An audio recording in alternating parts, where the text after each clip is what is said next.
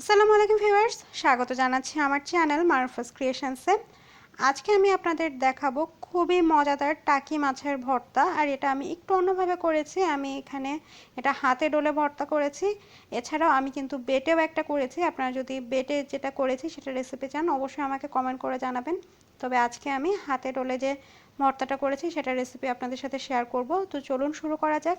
তার আগে বলে নেই, আপনারা যদি আমার চ্যানেলটিকে সাবস্ক্রাইব না করে থাকেন তাহলে প্লিজ এখনই সাবস্ক্রাইব করে ফেলুন আর বেল আইকনে ক্লিক করুন।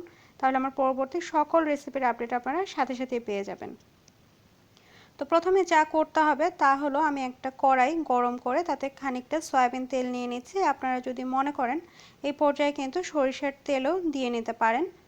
এবার আমি কয়েকটা শুকনো মরিচ এভাবে বটা সহকারে ভেজে নেব। একদম কালচে কালচে করে ভেজে নিতে হবে। আপনার কালারটা দেখলে বুঝতে পারবেন। আর বটা সহ ভাজার কারণ হচ্ছে এতে করে কিন্তু শুকনো মরিচগুলো মুচমুচে থাকে।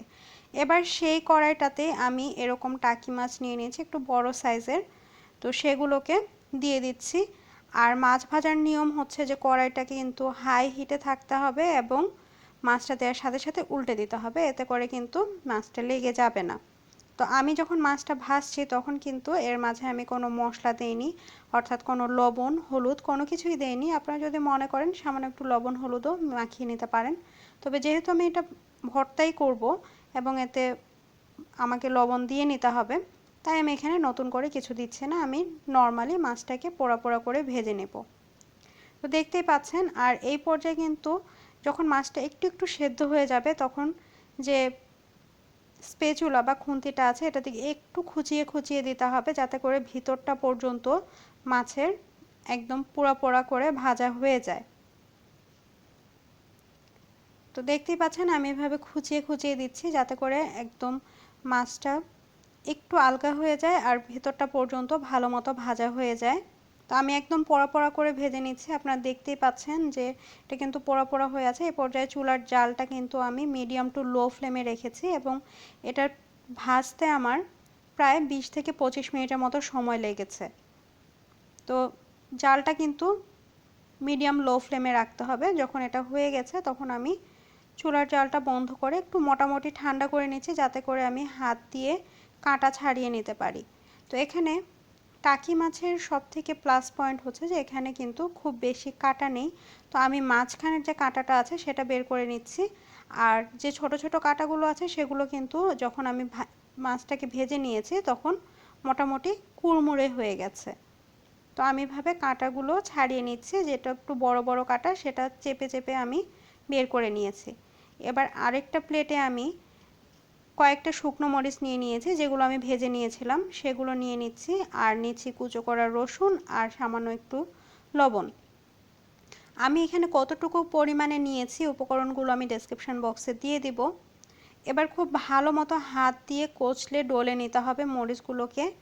দেখতেই পাচ্ছেন। এই পর্যায়ে আপনারা যদি মরিচটা ডলতে মনে করেন হাত জ্বালা করবে, তার আগে হাতে অবশ্যই একটু তেল মাখিয়ে নেবেন, তাহলে কিন্তু হাত জ্বালা করবে না। এছাড়া আপনারা ব্লান্ডারেও মরিচটাকে বেটে নিতে পারেন। তো এবার আমি এখানে দিয়ে দিলাম সামান্য একটু সরিষার তেল আর নিয়ে নিয়েছি আমি কাঁচা পেঁয়াজ। আমি আবারও বলছি কতখানি করে উপকরণ নিয়েছি আমি সেটা ডেসক্রিপশন বক্সে দিয়ে দেব। এবার খুব ভালো মতো হাত দিয়ে কচলিয়ে কিন্তু আমি পেঁয়াজের সাথে যে মরিচটা আছে মাখিয়ে নিচ্ছি এবং খুব ভালোভাবে কচলে নেওয়ার পরে দেখছেন পেঁয়াজটা থেকে একটু পানি বের হচ্ছে এবং খুব সুন্দর লাল কালার হয়ে গেছে। এবার এর সাথে আমি যে মাছের কাঁটাটা ছাড়িয়ে নিয়েছিলাম সেটা মিক্স করে নিচ্ছি। হাত দিয়ে খুব ভালো মতো কচলে মিক্স করতে হবে, যাতে করে মাছটা একটু আলগা আলগা হয়ে যায়। তো দেখতেই পাচ্ছেন আমি ভালো মতো মাখিয়ে নিয়েছি। এই পর্যায়ে একটু লবণটা চেক করে নিতে হবে। যদি মনে করেন যে লবণ একটু কম বেশি হয়েছে তাহলে আবার লবণ দিয়ে নিতে পারবেন। তো যাই হোক, এবার আমি এটা কিন্তু গরম ভাতের সাথে পরিবেশন করছি। গরম ভাতের সাথে এটা খেতে একদম অসাধারণ। যারা ভর্তা পছন্দ করে তারা কিন্তু একদম হাপুস হুপুস করে এটা খাবে।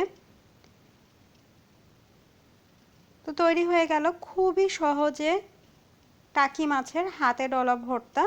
তো আপনারা তৈরি করে অবশ্যই কমেন্ট করে জানাবেন কেমন হয়েছে খেতে। আর যদি আপনারা বাটার ভর্তাটা চান, রেসিপিটা চান, তাহলে অবশ্যই কমেন্ট করে জানাবেন। আল্লাহ হাফেজ।